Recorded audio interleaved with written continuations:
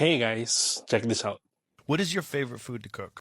I mix one egg with one big spoon of mayo. I whisk. I put it in the microwave 30-40 seconds. Oh my God, Joe. The best omelette in the history of mankind. Let's try it.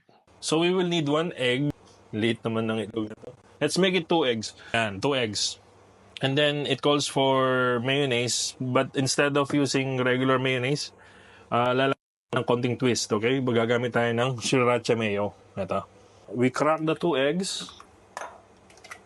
1 tablespoon of mayo, but in this case we're using sriracha mayo. Maybe we'll add 1 more tablespoon since we use 2 eggs. Then we whisk it until it's fully mixed. Okay, I guess this is okay. Now we take another bowl and put some oil or butter on it. So parang i-grease natin siya.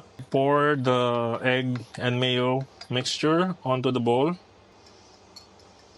And then we will microwave this for 30 to 40 seconds. Siguro mga 35 seconds na. Then we'll taste it. Okay?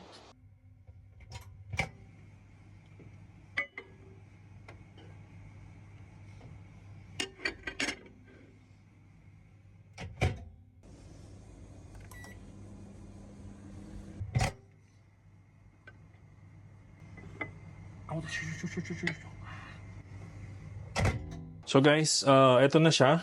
So after 40 seconds, medyo runny pa yung eggs. I'll put it in for another 10 seconds, then let's see. Ayan, so after another 30 seconds guys, eto na siya. Baka kaya hindi siya naluto kanina is because linagyan ko siya ng takip. Baka yun yung reason. Siguro dapat hindi siya tatakpan. Naluto na naman na siya, meron pang runny parts. Pero this is good na. Okay, so microwave omelette na nirecommend ng isang Michelin star chef. Let's taste it.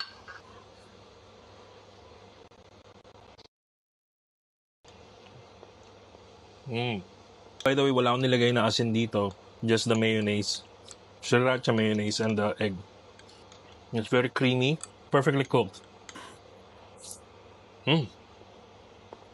So that's it for today guys. Subukan nyo rin. And then let me know what you think. Okay? See you in the next one. Bye.